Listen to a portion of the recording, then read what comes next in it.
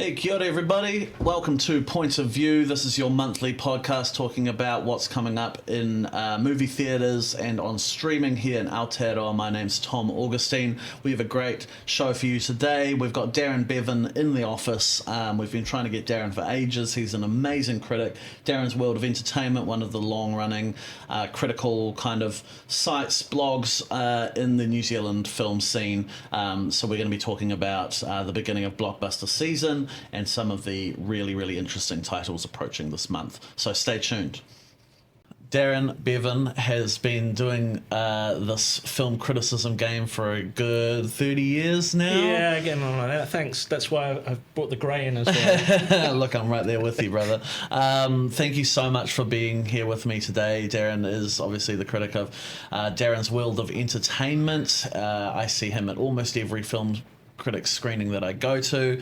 One of the most knowledgeable brains about film in this country, so I'm really, really stoked to be sitting down with you. Finally, we've been working on this for a while. Yeah, what was it, $20 I paid you to say that? Yeah. yeah. Thanks for the boost. I need it. So we're going to be talking about blockbusters today because we're about to head into blockbuster season. Obviously, it's summer over in America soon, so it's starting to ramp up.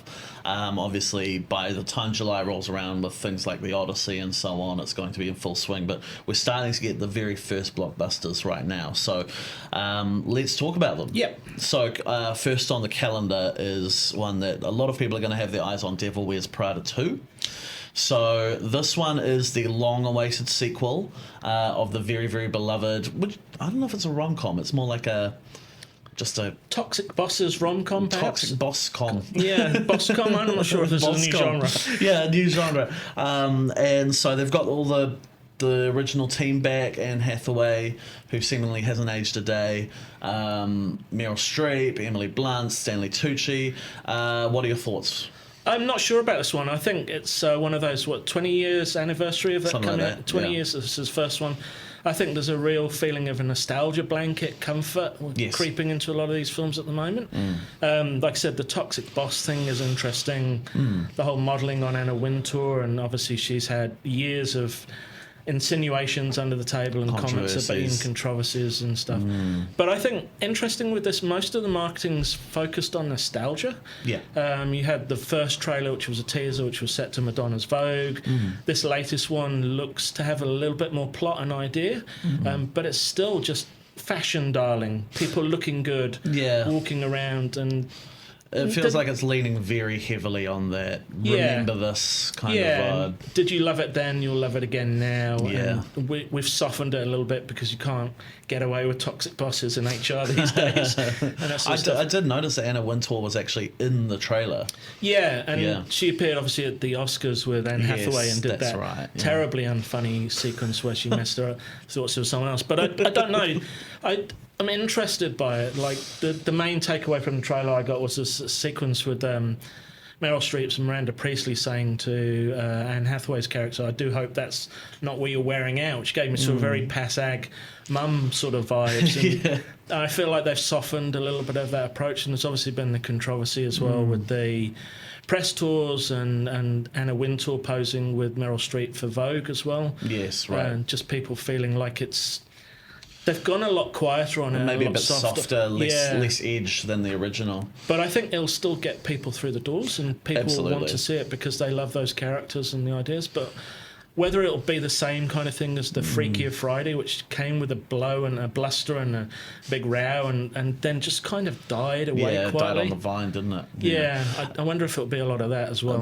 Quite possibly. I mean, the trailers really, as you say, aren't giving away a whole lot of plot, but I have seen in discussion online as well, just like people comparing it to the look and the feel and the kind of aliveness of that original, how it feels so lived in, and the fashion feels very of the moment, and a lot of it just feels a little bit tired, a little bit underwhelming, I guess, and that comes down to as well the presence of Meryl Streep, who sort of seems to be phoning it in, at least in the trailers a little bit. Did you find that? There's a bit of that. I think maybe that's part of the character as well. Possibly. Yeah, the long in the tooth magazine editor who's having to deal with digital world and advertising problems, and there's some kind of scandal befalling her as well. It kind of, it all feels very passé, and I think maybe that'll be something they'll have to overcome. But I think it'll blow the doors out of the gate at the start of the box office 100%. Season.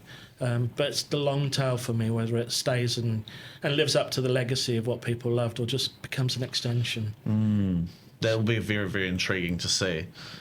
Speaking of somewhat long in the tooth, we've got the Mandalorian movie also on approach this month, Mandalorian and Grogu.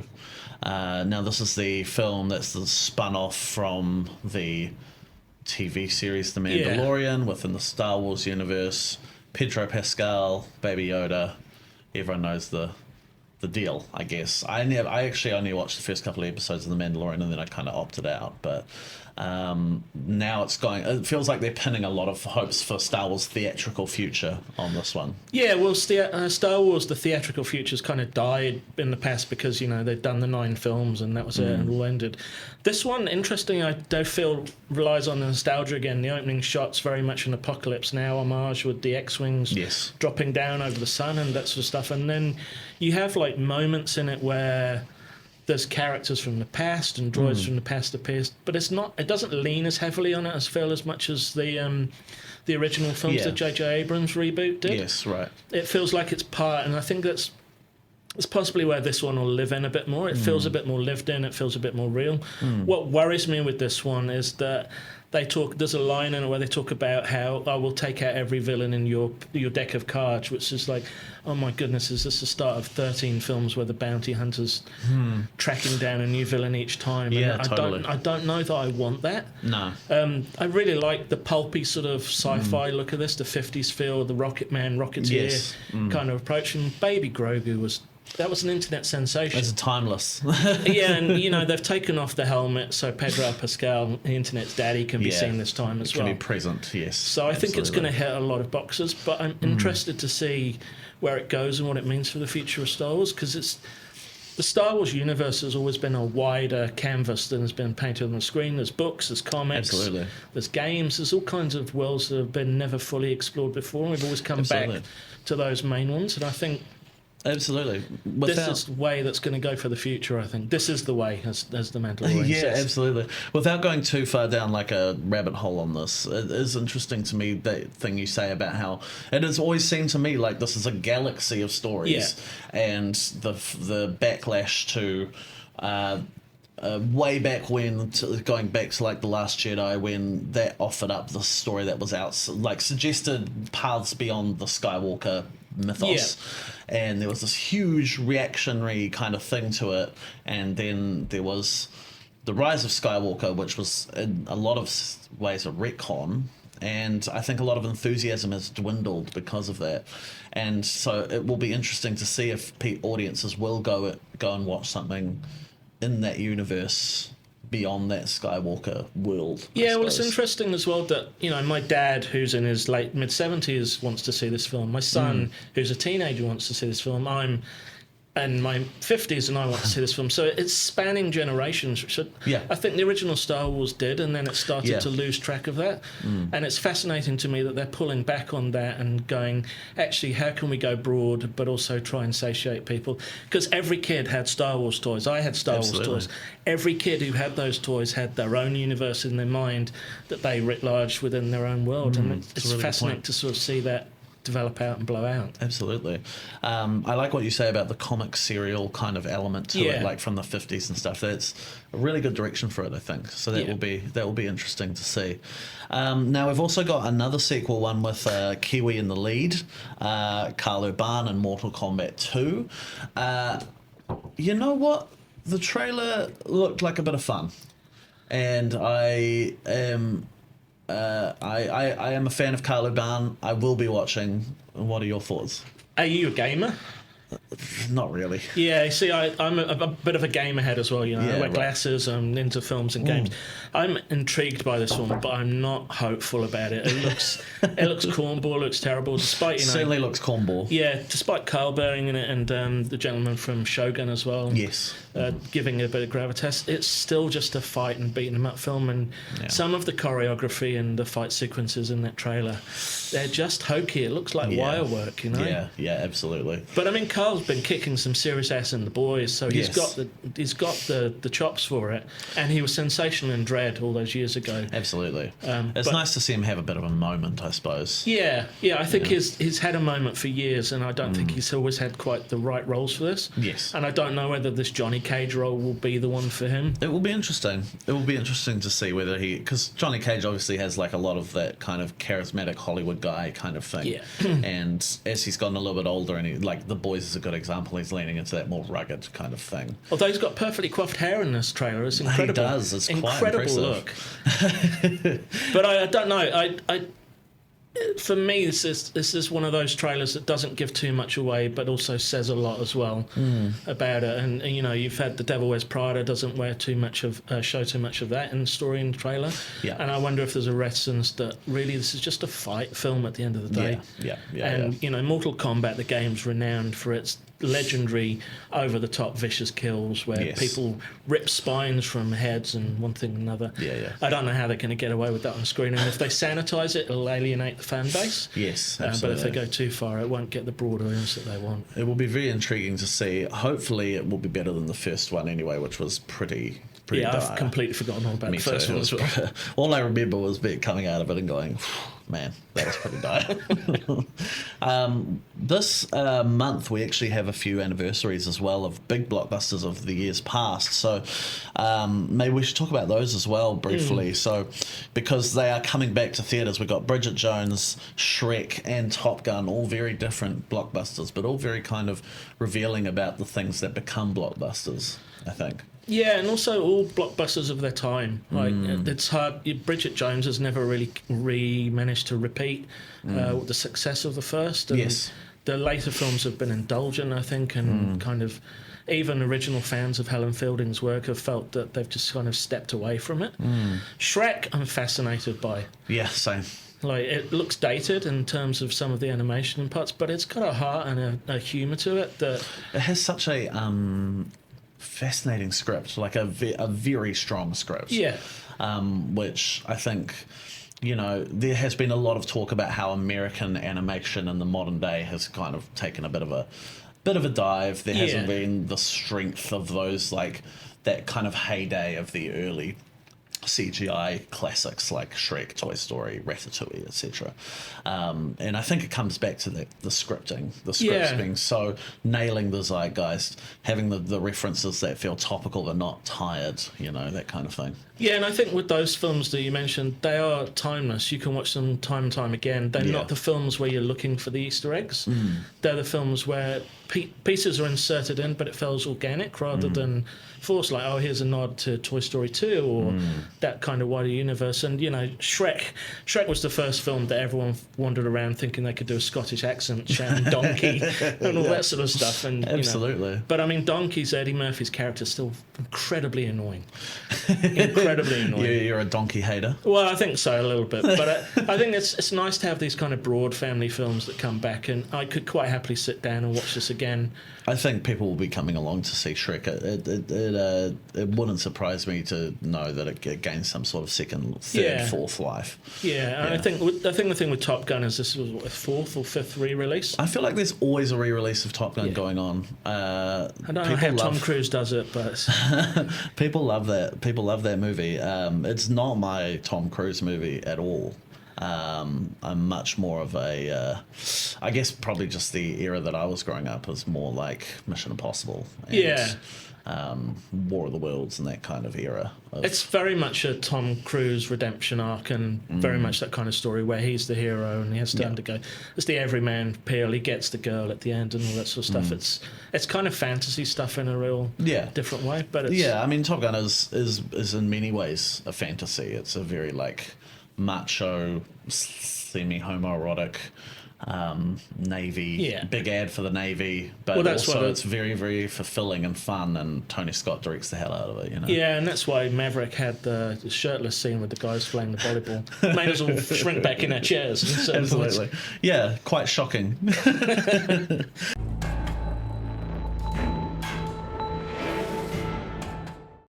Also coming up in May, outside of the big blockbusters, we have quite a full month of quite interesting titles. So let's jump into them. To begin with, we have two very interesting New Zealand films. We have Sergeant Hane, which is a documentary about the Māori battalion. Looks very, very interesting, about a very, very kind of important period in New Zealand history, timed roughly around Anzac Day. We also have The Weed Eaters, which was at the film festival last year. It is a micro-budget, indie, independently produced, very funny, very kind of in the vein of classic New Zealand splatter horror, well worth going out to and supporting local. Very, very cool film. Also coming up in this month, we have a concert film, which I wouldn't usually talk about, but it has the involvement of one James Cameron. That's Billie Eilish in 3D, and that is a concert film about the great Billie Eilish in 3D, and James Cameron's involvement makes it an interesting collaboration. It'll be interesting to see what they do together. We also have a comedy that kind of is in the vein of something like Babe, which we haven't seen for a long time.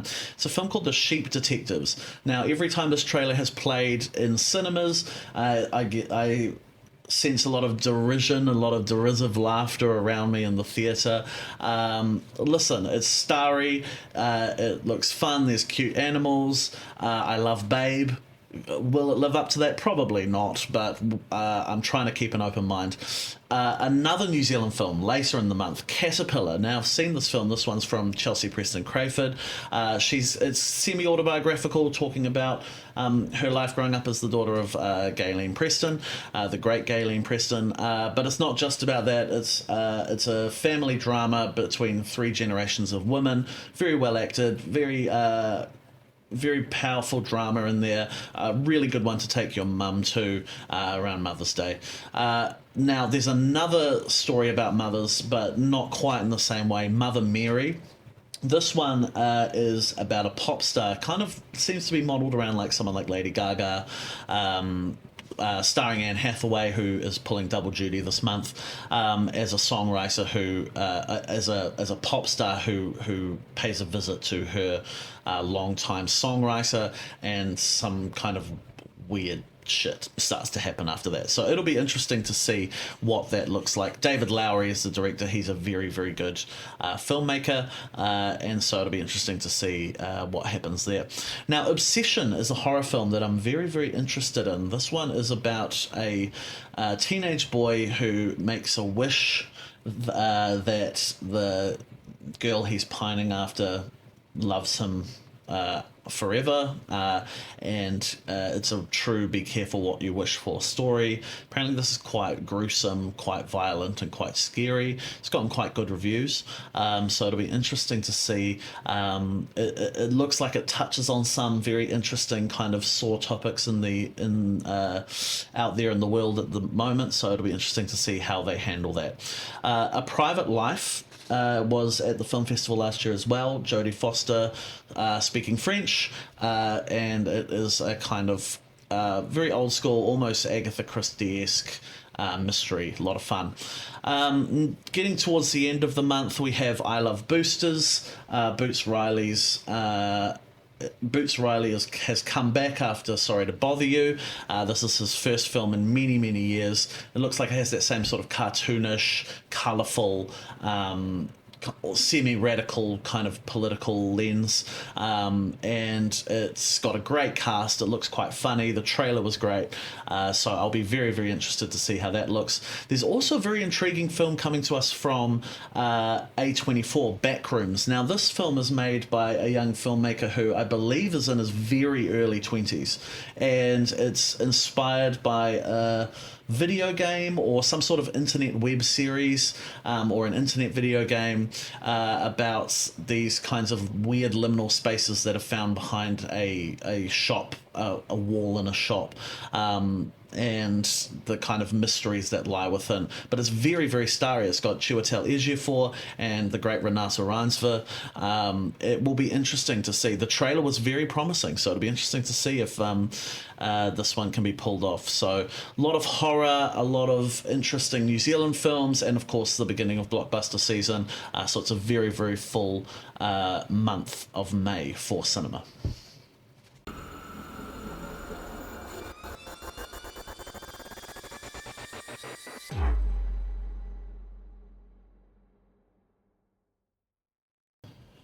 Seventh of May on Rialto Channel at 8:30 p.m. there is the exclusive premiere of Twiggy, the documentary about the great fashion icon of the 60s. Now this one showed at the British Irish Festival last year, I believe, but it has not come back since, so it's very, very exciting to be able to clap eyes on this. It's the story of someone who became the face of a generation, a fashion icon, a very, very important figure in the industry, and it's a very, very well made, very interesting documentary, so do tune in for that on Rialto Channel. That's Thursday 7th of May at 8:30 p.m. That's all we have time for today. Thank you so much for being here with us at Point of View. We'll be back next month for more about what's coming up in cinemas, what's coming up on streaming, and we'll be talking to some very cool guests as well. So stay tuned for that, and thank you so much for being here. Ka kite.